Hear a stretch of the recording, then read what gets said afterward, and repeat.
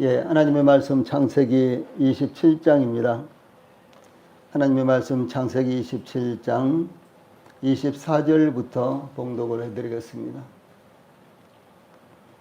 하나님의 말씀 창세기 27장 24절부터 29절까지 봉독을 해드리겠습니다. 지금 봉독하겠습니다. 이삭이 이르되 내가 참 내 아들 에서냐? 그가 대답하되 그러하니이다. 이삭이 이르되 내게로 가져오라. 내 아들이 사냥한 고기를 먹고 내 마음껏 내게 축복하리라. 야곱이 그에게로 가져가매 그가 먹고 또 포도주를 가져가매 그가 마시고 그의 아버지 이삭이 그에게 이르되 내 아들아 가까이 와서 내게 입맞추라. 그가 가까이 가서 그에게 입맞추니 아버지가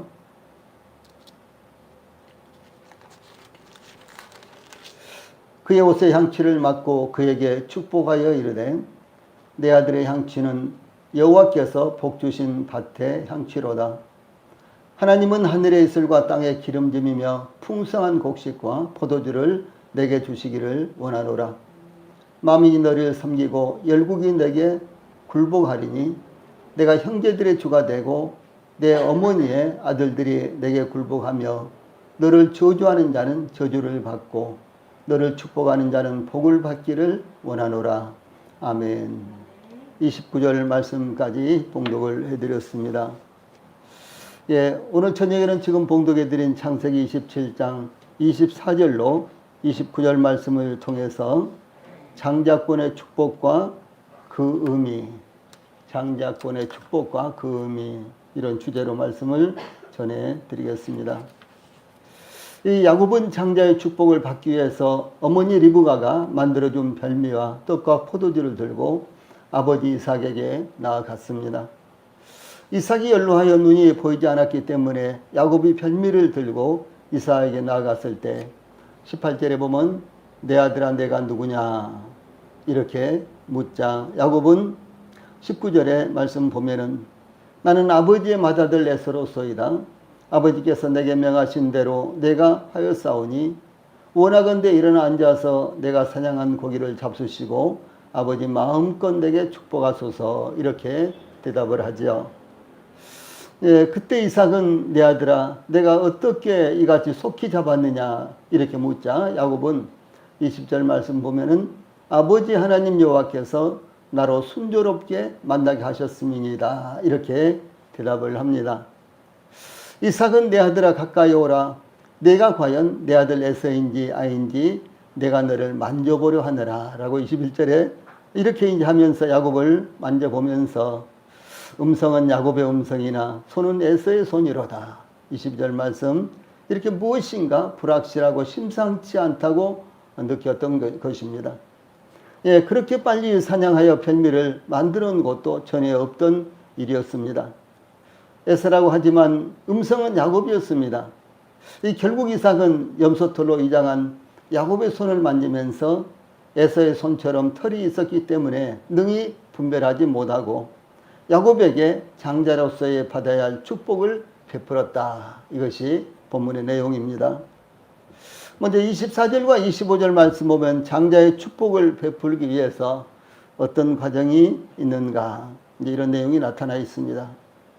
이삭은 최종적으로 야곱에게 내가 참으로 진짜로 내 아들 에서냐 이렇게 묻죠. 24절에 이 야곱은 변함없이 그러하니이다 이렇게 대답합니다. 이삭은 야곱에게 25절 내게로 가져오라. 내 아들이 사냥한 고기를 먹고 내 마음껏 내게 축복하리라 이렇게 요청을 합니다. 이삭은 에서가 사냥한 별미를 가져오기를 기다리고 있었던 것입니다. 즉 별미도 먹고 장자의 축복도 하고 이와 같이 그의 노년의 말미에 원했던 소임을 다하고자 그 시간을 기다리고 있었습니다. 특히 이삭의 내 마음껏 내게 축복하리라 25절 말씀이죠.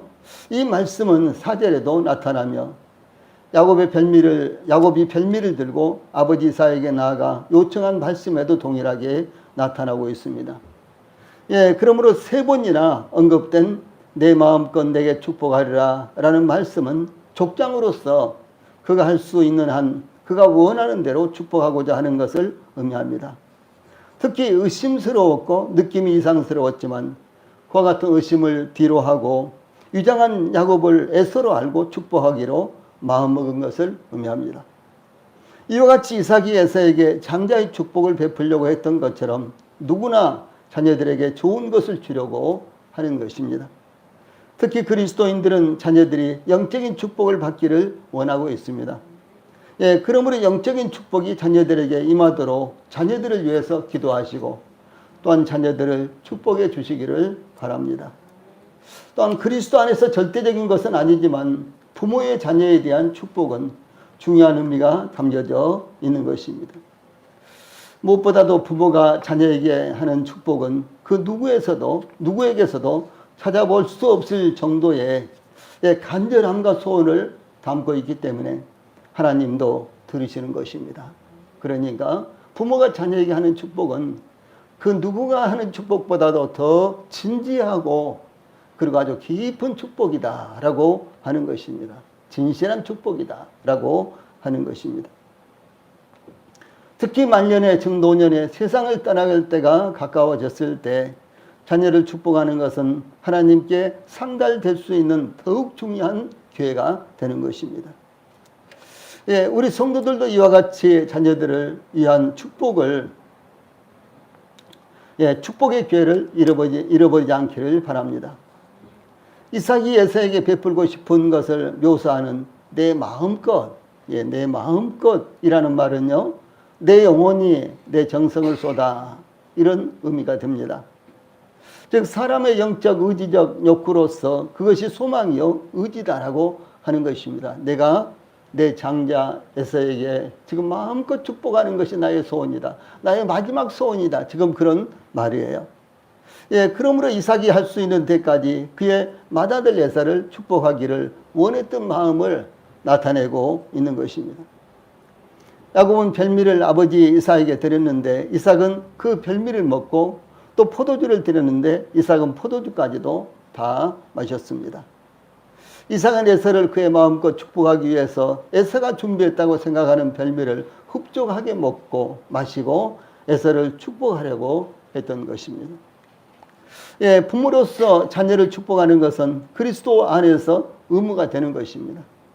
그런 한편 자녀로서는 부모의 마음을 흡족하게 함으로 부모가 그 마음에 원하는 대로 즉 마음껏 축복하도록 계기를 만들어 드려야 한다라고 하는 사실도 우리 성도들이 잊지 않기를 바랍니다. 오늘날 부모와 자녀들 사이에 분규도 수도 없이 일어나고 있습니다. 세상에 부모와 자식 간의 분규가 일어나더니 이건 말이 안 되지 않습니까? 그러나 이 역사의 말기가 되어서요, 이 말세가 되어서 이런 일들이요 아주 비일비재하고 부일비재하게 일어나고 있는 것입니다. 특히 많이 가진 계층에서 사회의 상류층이라고 하는 이와 같은 계층에서요 이런 일들이 참 많이 발생을 하는데 이 많이 가진 계층에서 일어나는 충돌은 세상을 떠들썩하게 만들고 또 세상에 좋지 않은 본보기가 됨으로 말미암아 그것이 일반화된 것처럼요 사람들이 받아들이기 쉽게 변하고 있다라고 하는 사실입니다. 사회에서 모범이 되는 사람들은 그 행실을 정말 조심을 해야 되는 것입니다. 그러므로 정부의 고위 관료들이라든가 국회의원들이라든가요 이런 사람들은 그 누구보다도 아주 엄격한 잣대로요 엄격한 기준을 적용을 해서 그들의 행실이 점검을 받아야 되는 것입니다. 왜 그럴까요? 그들이 국민들을 대표하고요 그들이 국민들 앞에서 국민들을 인도하기 때문에 그들은 더 엄격한 기준을 적용해서요 다뤄져야 하는 것입니다. 마찬가지로 교회도 마찬가지입니다. 교회 목회를 한다거나 혹은 전도사들이라든가 이와 같이 직분을 가진 이와 같은 성도들은요 일반 성도들보다도 더 엄격한 기준이 적용이 돼야 되는 것입니다. 그러므로 빌립보서 2장 12절에 나타난 대로요 우리가 주님을 섬기면서 신앙생활하는 것 믿음으로 살아가는 것이요 정말 두렵고 떨리는 이런 마음으로 이루어져야 된다라는 사실을 우리 성도들이 잊지 않아야 되는 것입니다. 2016년 모 재벌이 그 자식들과 함께 아내를 폭행, 감금 등으로요, 결국은 한강에서 죽게 혹은 자살하게 만드는 사건이 일어나는데 그 핵심은 남편의 애도와 재산 문제였습니다. 얼마나 참담한 일입니까? 2019년에 그 남편도 이제 죽었는데, 노환으로 죽었다. 이렇게 이제 나오고 있습니다만은 우리나라 최고의 언론 재벌에 해당되는 그런 사람이 이런 불상사를 일으킨 것입니다. 정말 참담한 이와 같은 일입니다. 에서나 야곱은 부모에게 절대적으로 순종하는 아들들이었으며 부모님을 기쁘시게 해드리기 위해서 심혈을 기울였던 그런 사람입니다. 에서도 그렇고 야곱도 그랬습니다. 그런데 에서는 무엇이 부모님을 기쁘게 해드리는 것인지 분별하지 못했다라고 하는 사실입니다. 그 마음은 정말 부모님을 공경하고 부모님에게 절대적으로 순종하고 그런 자세였어요. 그런데 과연 무엇이 부모님을 기쁘시게 해드리는 것인지 그것을 알지 못했다라고 하는 사실입니다. 이런 사실은 오늘날 기독교인들 가운데 참 많이 있습니다. 기독교인들이 하나님의 영광을 위해서 하나님 앞에 충성하고 봉사하고 교회에 충성하고 봉사하고 그러면서 시간과 마음과 물질을 이렇게 쓰고 있지만은 그러나 정작 하나님께서 기뻐하는 것이 무엇인지 깨닫지 못함으로 말미암아 헛된 데에 마음과 시간과 물질을 바치고 있다라고 하는 사실은 얼마나 안타까운 일입니까? 이와 같은 일들이 비일비재하게 일어나고 있다라고 하는 사실이에요. 이것은 마치 에서가 그 부모님에게 절대적으로 순종하는 이와 같은 사람이었고, 그리고 부모님을 기쁘시게 해드리기 위해서요, 그는 참 열심히 살았던 그런 사람입니다. 그런데도 불구하고 무엇이 부모님을 기쁘시게 해드리는가, 그것을 깨닫지 못했다는 사실이죠. 그건 정말로 안타까운 일인 것입니다. 하나님을 믿는다고 하면서도 하나님을 믿는 것이 무엇인지 모르는 사람들이 기독교인들 가운데 얼마나 많습니까? 바로 그것이에요. 그러므로 부모님으로부터 마음껏 축복을 받기 위해서 합당하게 부모님을 섬기는 것은 대단히 중요한데, 그러기 위해서요, 부모님의 그 마음을 알아야 되고, 그러기 위해서 하나님의 마음을 알아야 되듯이, 그러기 위해서 부모님의 마음을 먼저 알아야 된다라고 하는 사실이죠.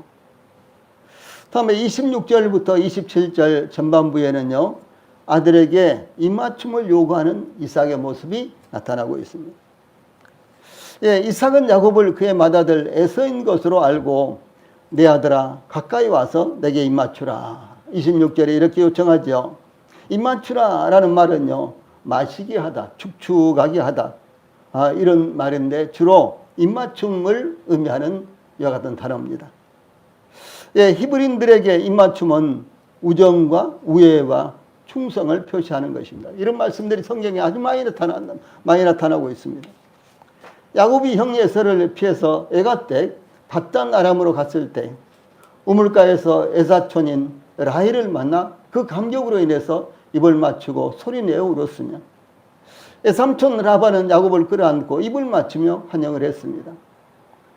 야곱이 라반에게 알리지 않고 이 라반을 떠나자 3일 길을 뒤쫓아온 라반이 야곱에게 흠 잡을 만한 것이 발견되지 않자 그의 딸들과 손자들에게 입을 맞추고 돌아갔다라고 창세기 31장 55절에 증거하고 있습니다. 야곱이 에서와 재회했을 때 에서는 달려와 야곱의 목을 안고 입 맞추었고, 요셉은 형들을 만나 입 맞추며 안고 울었다라고 이렇게 증거하고 있습니다. 또한 야곱이 요셉과 요셉의 두 아들을 축복하기 위해서 입을 맞추었고, 야곱이 죽었을 때 요셉은 그의 아버지 얼굴에 굽으려 입을 울며 입 맞추고, 창세기 50장 1절의 말씀입니다. 그의 아버지 얼굴에 굽으려, 허리를 굽으려 울며 입 맞추고, 그리고 의원들에게 아버지의 시신을 처리하도록 지시하는 내용이 나타나고 있습니다. 이 서양에서는 입맞춤이 아주 자연스러우며 일상화되어 있습니다. 그래서 오랜만에 만나면은 남녀 구분 없이 뺨에다가 입을 맞춘다든가. 물론 이제 입끼리 이렇게 직접 맞추는 경우는 뭐 가족들 외에는 그렇게 많지 않습니다만은 뺨에다 입을 맞추는 것, 이것은 이렇게 끌어안고 뺨에다 입을 맞추는 것, 이런 것은 아주 일상화되어 있습니다. 그래서 우리나라에서도 아주 오랜만에 만나는 사람들이면 남녀 구분 없이 서로 안아주기도 하고 등을 두들겨주기도 하고 그러는데, 이런 것은 참 좋은 현상이라고 생각이 듭니다. 예, 그런데 이 서양에서는 이와 같이 입맞춤이 자연스러우며 일상화되어 있는데, 그러나 우리 성도들이 자녀들이 성장한 후에 볼이라도 입을 맞춰본 일은 아마도 까마득할 것입니다. 쉽지를 않죠. 예, 그것이 문화가 아니기 때문에 쉽지를 않는 것입니다. 그러나 자녀들에게 입맞춤은 깊은 관계를 느끼게 하는 아주 중요한 스킨십이다 라고 하는 사실 잊지 않기를 바랍니다. 이 성경에서도 아가서 1장 2절에서는요, 내게 입맞추기를 원하니, 이렇게 아가서를 시작하고 있죠. 내게 입맞추기를 원하니, 아가서는요 이렇게 시작하고 있습니다. 예, 입맞춤은 이와 같이 깊은 우정과 사랑과 친교를 나누는 방편입니다. 그러므로 사도 바울은 너희가 거룩하게 입맞춤으로 서로 문안하라, 이렇게 권면했는데요. 이 말씀이 로마서 16장 16절, 고린도전서 16장 20절, 고린도서 13장 11절, 데살로니가 전서 5장 26절, 그리고 참고로 베드로전서 5장 14절에도 나타납니다. 그래서 문안하며 서신을 이렇게 입맞추라 라고 하면서요, 예, 이렇게 문안하면서 이 서신을 끝마치고 있습니다. 그래서 어떤 교회에서는 이것을 문자적으로 실행을 해야 된다. 그래서요, 예, 어떤 교회에서는 예배 전에 먼저 옆 사람과 입을 맞추고 예배를 드리기 시작한다고 합니다. 우리 교회도 이번 주에 한번 해볼까요? 물론 부부끼리 앉아있으면 괜찮겠지만은 엉뚱한 사람하고 앉아있으면은 입을 먼저 맞추고 예배를 드린다면 정말로 이상하겠죠. 예, 그런데 어떤 교회는요 그렇게 하는 교회도 있습니다. 이 서양이라고 할지라도요, 예, 부부가 아닌 이제 사람들이 서로 입을 맞춘다는 것은 그렇게 쉽지운 일은 아닙니다. 예, 물론 서로 안아주고 등을 두들겨주고 이런 일은 통상적입니다만은 입을 맞추는 것은 그렇게 쉬운 일이 아닌데, 그런데 어떤 교회에서는 예, 그렇게도 한답니다. 그러나 이것은 문화적인 것으로 교리적으로 따라야 할 것은 아닌 것입니다. 마치 입을 맞추듯 반갑고도 간절한 마음으로 서로 문안하며 교제해야 된다라고 하는 사실을 이렇게 언급을 하고 있는 것입니다. 27절 전반부에 그가 가까이 가서 그에게 입맞추니, 야곱이 가까이 가서 그에게 아버지 이삭에게 입맞추니, 그런 말씀이죠. 이 말씀은 야곱이 아버지 이삭의 요청대로 가까이 다가가서 입을 맞췄다는 것을 의미합니다. 이삭이 야곱을 에서로 알고 입 맞추도록 한 것은 가장 가깝고도 친근하고 사랑하는 사이라는 증표였습니다. 그러나 야곱의 마음에 아버지 이삭에 대한 사랑이 있었지만, 그렇죠, 아버지 이삭에 대한 절대적인 순종이 있었습니다. 그러나 이 순간만은 그것은 아니었다는 것이죠.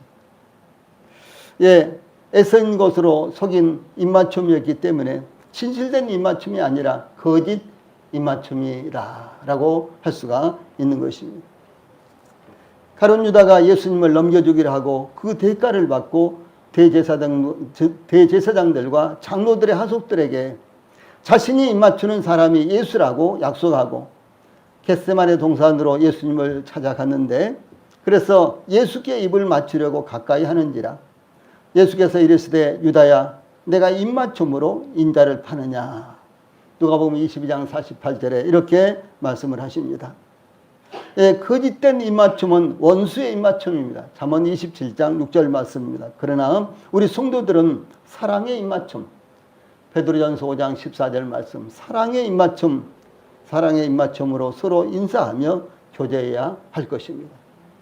그래서 직접적으로 입을 맞추지 않더라도 직접적으로 입을 맞추는 것 같은 아주 친근함으로 진실함으로 서로 사랑하면서 문안하고 교제가 이루어져야 된다라고 하는 사실을 여기서 교훈하고 있는 것입니다. 야곱이 아버지 이삭에게 가까이 다가가 입맞추자 이삭은 야곱의 옷의 향취를 맡음으로, 지금 야곱이 누구의 옷을 입었습니까? 에서의 옷을 입고 있죠. 예, 그래서 이 야곱의 옷의 향취를 맡음으로 에서인 것을 다시 확인하고 축복하였다라고 이렇게 증거하고 있습니다. 비록 지금은 야곱이 입었지만 에서가 입음으로 에서의 향취가 배어있는 옷의 향취를 맡고 에서인 것을 확신했다라고 하는 것입니다.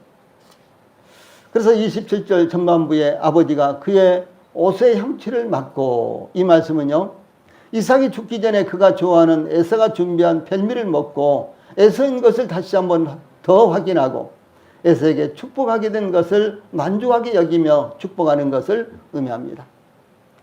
이삭이 심혈을 기울여 여러 가지로 확인했지만 하나님께서 계시하신 말씀을 이루어나가고 있다는 것을 이삭은 전혀 깨달을 수 없었던 것입니다. 예, 이삭은 계속해서 확인하고 점검하고 확인하고 점검하고 해서 틀림없이 에서다 라고 이렇게 확신하고 축복을 하지만, 그러나 하나님께서 하시고자 하시는 일을 막을 수는 없었다라고 하는 사실입니다. 예, 그러므로 성경은 증거하기를, 욥기 23장 13절 14절 제가 한번 소개해 드린 적이 있어요. 욥기 23장 13절 14절 그의 뜻이 일정하시니 누가 능히 돌이키랴.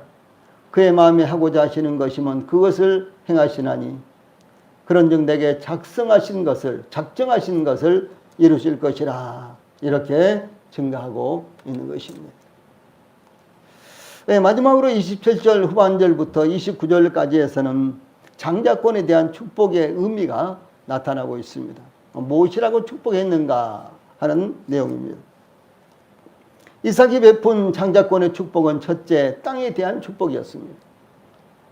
이것은 육신적인 것이 아니라, 땅 그러면 우리가 육신적인 것 뭐 이렇게 생각할 수 있죠. 그러나 여기에서는요, 육신적인 것이 아니라 생존과 관련된 축복이었다라고 하는 것입니다. 이삭은 장자권의 축복을 27절 후반부에 내 아들의 향취는 여호와께서 복 주신 밭의 향취로다 이렇게 시작하고 있습니다. 그래서 이 땅을 언급을 하고 있는 것입니다.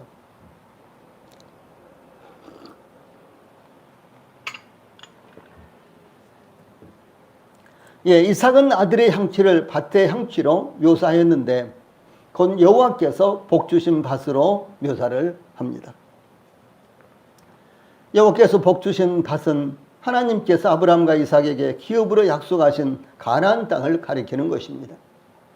그러므로 이삭은 가나안 땅에서 에서가 짐승을 쫓으며 사냥하는 것을 머릿속에 그리면서 에서로 위장한 야곱을 축복을 했던 것입니다. 이와 같이 여호와 하나님께서 풍성한 소출을 얻듯이 에서의 후손들이 번성하기를 기원한 축복이었습니다.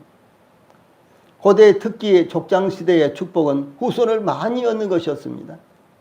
후손이 얼마나 번성하느냐는 이것은요, 부족의 운명이었으며 생명력이었기 때문에 후손에 대한 축복은 대단히 중요한 것이었습니다. 예, 이어진 축복은 28절에 하나님은 하늘의 이슬과 땅의 기름짐이며 풍성한 곡식과 포도주를 내게 주시기를 원하노라. 이렇게 증거하고 있는데 이것도 역시 이 땅과 관련된 이와 같은 축복 속에 포함된 것이었습니다.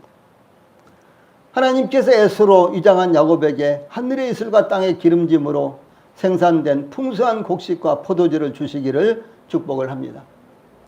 팔레스타인 즉 가나안 땅에는 강수량이 적어 비가 적어 그런 말이죠. 이 강수량만으로는 농사를 짓는 것은 어려운 그런 지역입니다.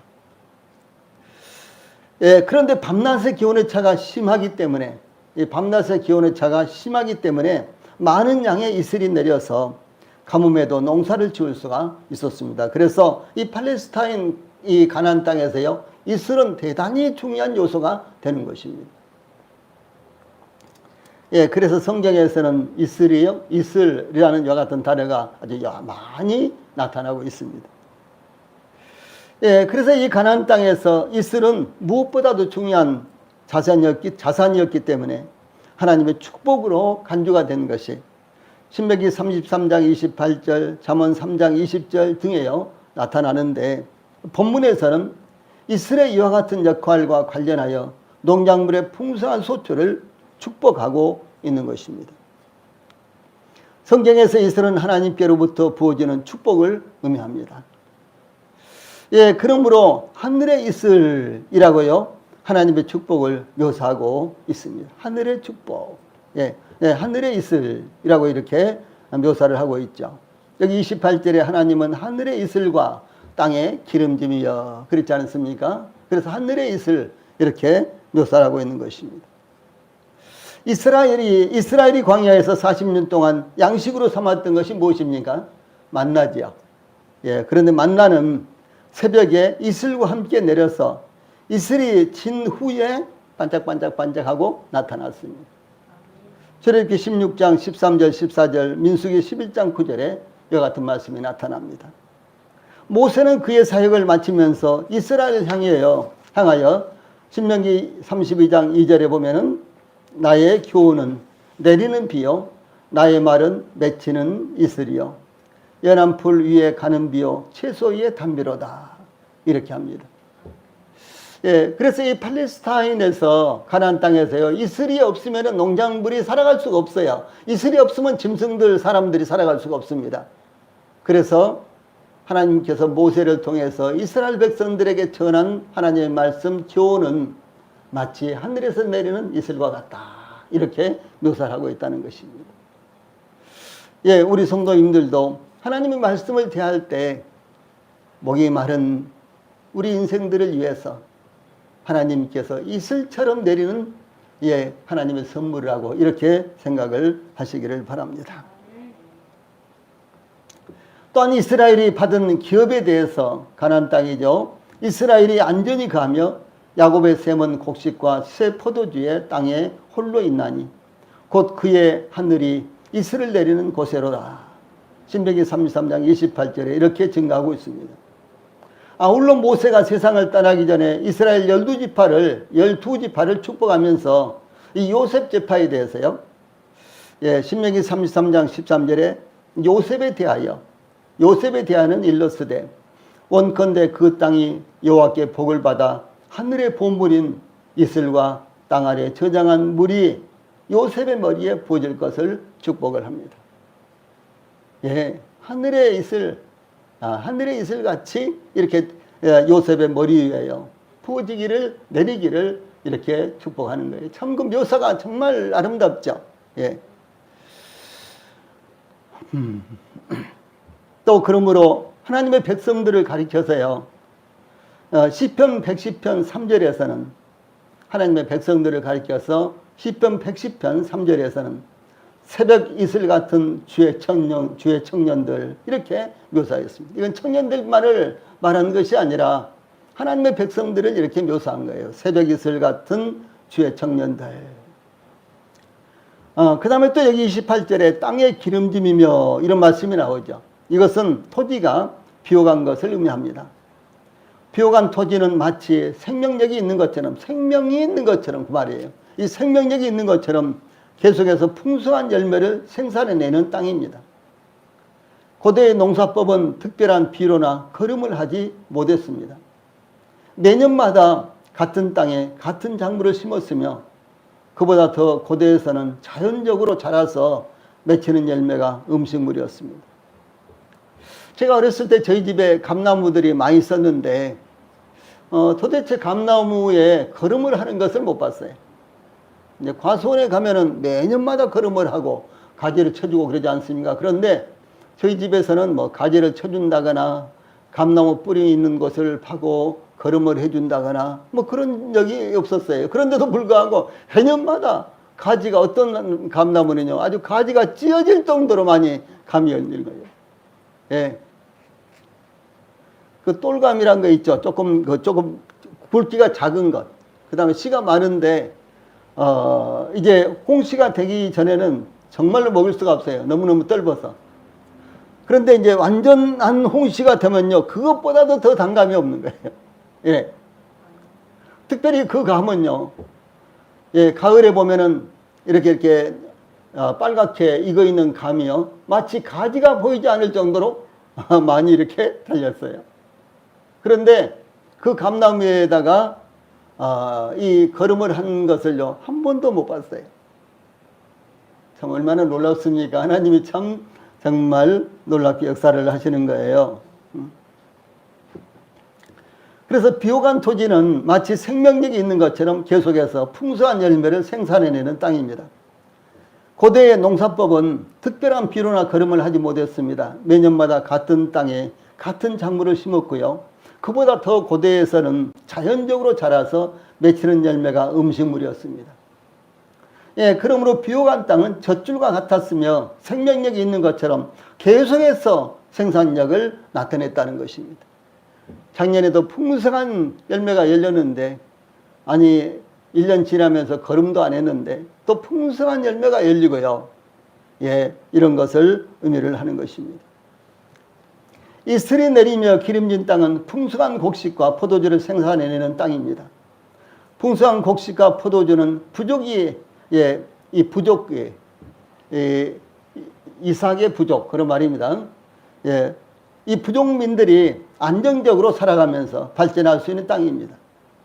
부족에게 필요한 것을 때를 따라 공급할 수 있는 땅입니다. 그러므로 농경사회에서는 이슬과 물이 풍족하고 기름진 땅은 부족을 번사하게 할 수 있는 핵심적인 자원이 되는 것입니다. 네, 특히 하나님께서 애굽에서 노예 생활 중에 있는 이스라엘 백성들에게 가나안 땅, 즉 약속의 땅을 소개할 때 어떻게 소개를 했습니까? 대표적으로 출애굽기 3장 8절에 보면요, 아름답고 광대한 땅, 젖과 꿀이 흐르는 땅, 이렇게 되어 있지 않습니까? 이 젖과 꿀이 흐르는 땅, 이 땅은 이 묘사는 여러 번 나옵니다. 그렇죠? 그런데 아름답고 광대한 땅, 젖과 꿀이 흐르는 땅, 이렇게 소개하고 있습니다. 젖과 꿀이 흐르는 땅이라는 것은 기름지고 물이 흐르며 소출이 풍성한 땅이라는 의미입니다. 그러므로 이삭은 에서로 분장한 야곱에게 젖과 꿀이 흐르는 땅에 대해서 축복하고 있습니다.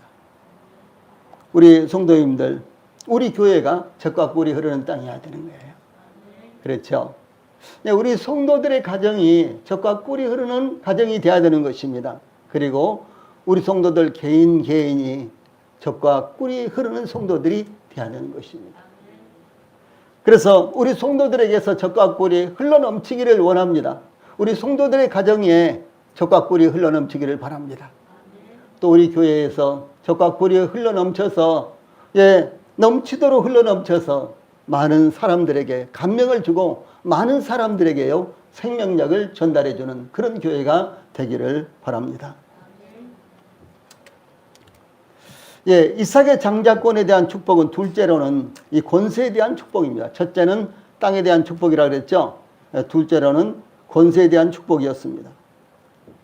이삭은 에서로 분장한 야곱에게 만민이 너를 섬기고 열국이 내게 굴복하리니 내가 형제들의 주가 되고 내 어머니의 아들들이 내게 굴복하며 너를 저주하는 자는 저주를 받고 너를 축복하는 자는 복을 받기를 원하노라. 29절에요. 이렇게 축복하고 있습니다. 먼저 29절 말씀 전반부에 만민이 너를 섬기고 열국이 내게 굴복하리니, 이 말씀은 야곱이 가나안 땅의 실질적인 주인이 될 것과 가나안 땅을 둘러싸고 있는 열방들에게 절대적인 영향력을 나타낼 것을 예언한 축복입니다. 이삭이 야곱을 축복할 당시 이삭은 작은 부족에 불과했습니다. 그들의 수가 적었습니다. 그들은 가나안 땅에, 예, 그들이 살아갈 만한 땅을 그들의 소유지로요, 획득하지 못하고 있었습니다. 야곱 시대에는 그나마 그 땅에 내려진 기근으로 인해서 그 땅을 버리고 애굽으로 이주하지 않으면 안 되는 상황을 맞이했습니다. 예, 그러나 이삭을 통해서 임한 하나님의 축복은 다윗과 솔로몬 시대에 일시적으로 성취가 되고 메시아인 예수님의 성육신으로 영적으로 성취되었고 지금도 온 세상에 전해지고 있는 복음으로 인해서 완성되어 가고 있고요. 그 다음에 궁극적으로는 메시아의 재림으로 인해서 성취가 될 것입니다.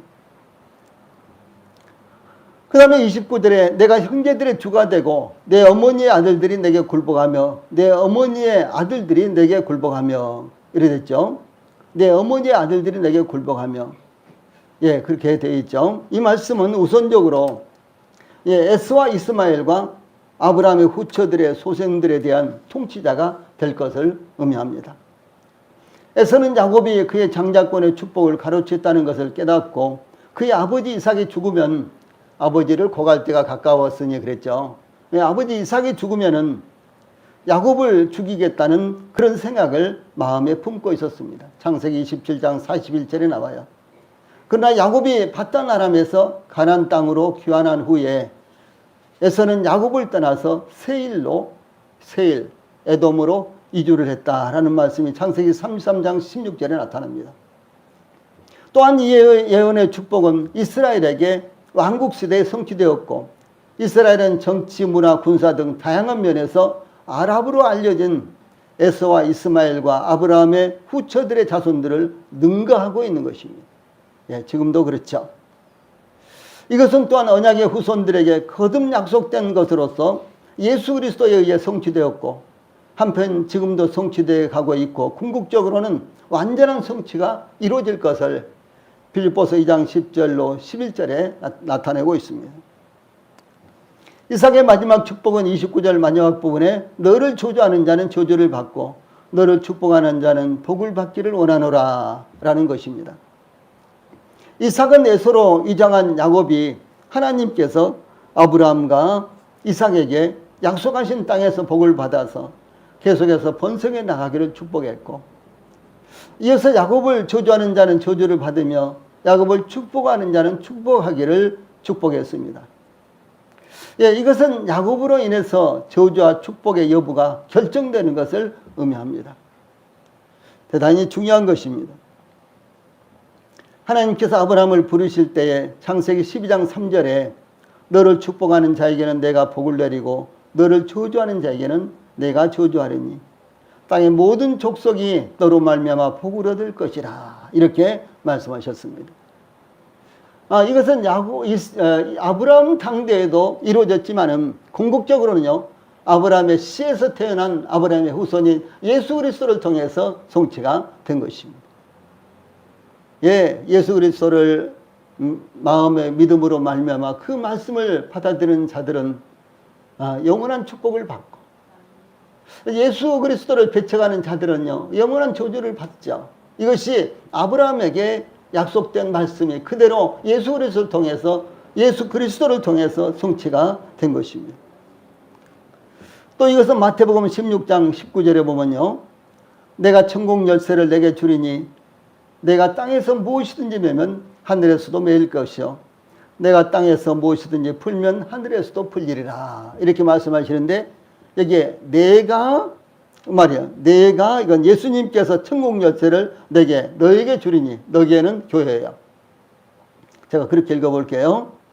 예수님께서 천국 열쇠를 교회에게 주리니 교회가 땅에서 무엇이든지 매면 하늘에서도 매일 것이요 교회가 땅에서 무엇이든지 풀면 하늘에서도 풀리리라 이렇게 말씀하신 것과 같은 의미입니다. 예, 그러므로 이 교회를 상고해 볼 때요 교회는 엄청난 권한을 갖고 있는 거예요. 교회는 엄청난 권세를 갖고 있습니다. 교회가 축복하는 자는 하나님께 축복을 받고 교회가 저주하는 자들에게는 하나님께 저주를 받습니다. 이것이 얼마나 놀라운 이와 같은 권세입니까? 예, 그런데 이것은 하나님께서 택하신 백성들에게 그리고 신약시대에는 택하신 백성이 무엇입니까? 교회죠. 교회에게 주신 권세다라고 하는 사실이고요. 이것은 교회가 하나님의 대리자로서 교회가 예수 그리스도의 대리자로서요. 이 놀라운 권세를 가지고 있는 것을 의미합니다. 그러므로 우리 성도님들 세상에서 어려움 당하지요. 그러나 위축되지 마십시오. 세상의 물질적인 풍요라든가 그런 것을 보고요. 우리 성도님들 위축되지 마십시오. 저도 아주 많이 모이는 교회 목사들 그런 분들과 만난다거나 대화를 하면요. 얼마나 쪼그라드는지 몰라요. 위축되는지 모릅니다. 근데 그것도 잠시 사실은 하나님의 은혜를 생각해 볼 때요. 아무것도 부러운 것이 없습니다. 예, 수천 수만 명의 교인들이 몰려든다고 할지라도, 예, 아무리 높은 빌딩을 예배당으로 가지고 있다고 할지라도요, 거기에 구원의 복음이 없고 그 진리가 없고요, 그래서 예수 그리스도로 말미암아 성령의 역사가 없다면 그것은 아무런 의미가 없는 것입니다. 그렇죠? 그것은 바람에 나는 겨와 같은 거예요. 그러므로 우리 성도님들이 세상을 보고 이축되지 마십시오. 특별히 우리 교회 성도들은 거의 대체적으로 좀 열악한 이와 같은 환경 가운데 살고 계십니다. 뭐 직업을 봐도 대부분 다 좀 열악한 이와 같은 환경 가운데 살고 계시고, 물론 이것은 자랑거리는 아닙니다. 그러나 그것으로 말미암아 세상에 대하여 이축될 것은 아무것도 없는 것입니다. 하나님께서 지금 이 순간이라도 원하시면 얼마든지 주실 수 있는 것을 저는 믿습니다. 예, 하나님께서 원하시면 얼마든지 세상 사람들이 부러워할 정도로요, 예향적으로, 물질적으로, 예, 세상 사람들이 부러워할 정도로 저희들을 하나님께서 세우실 수가 있는 것입니다. 모든 것들이 하나님께 달려있는 거예요. 하나님께서 우리를 지금 이 정도로요, 하나님께서 살게 하신 것입니다. 그러므로 세상을 보면서 우리 성도들이 이축되지 마십시오. 예, 세상을 보면서요, 이축돼가지고 할말 못하고 복음도 못 전하고, 예, 그렇게 하시지 않기 바랍니다. 왜냐하면은 주 예수님께서 말씀하시기를 내가 천국 열쇠를 내게 주리니 내가 땅에서 무엇이든지 매면 하늘에서도 매일 것이요 내가 땅에서 무엇이든지 풀면 하늘에서도 풀리리라, 이렇게 말씀하시고 선언하시고 약속하셨기 때문에 그런 것입니다. 이것은 하나님께서 택하신 백성들만을 위한 것이요 그리스도의 몸이 된 교회만을 위한 축복이 되는 것입니다. 그 누구도요 이와 같은 축복을 받을 수가 없습니다. 그 누구에게도 이와 같은 축복은 열려지지 않습니다. 오직 주님의 몸된 교회만이 이와 같은 축복을 갖고 있는 것입니다. 예, 그러므로 교회와 성도들은 이 세상이 알 수 없으며 흉내낼 수 없는 엄청난 권세를 갖고 있는 것입니다. 교회와 성도들에게 주어진 이 축복과 권세는 복음과 기도와 하나님의 말씀을 통해서 나타나는 것이며 이루어지는 것입니다. 복음과 기도와 하나님의 말씀을 통해서, 예, 하나님께서 우리 교회에 주신 이와 같은 축복, 하나님께서 우리 성도들 한 사람 한 사람에게 주신 이와 같은 축복은 복음과 기도와 하나님의 말씀을 통해서 이루어지는 것이며 나타나는 것입니다. 예, 그러므로 우리 성도들이 복의 근원이신 예수님과 같이 복음과 기도와 하나님의 말씀으로 이 놀라운 권세를 누리고 활용하시기 바랍니다. 예, 기도하시겠습니다.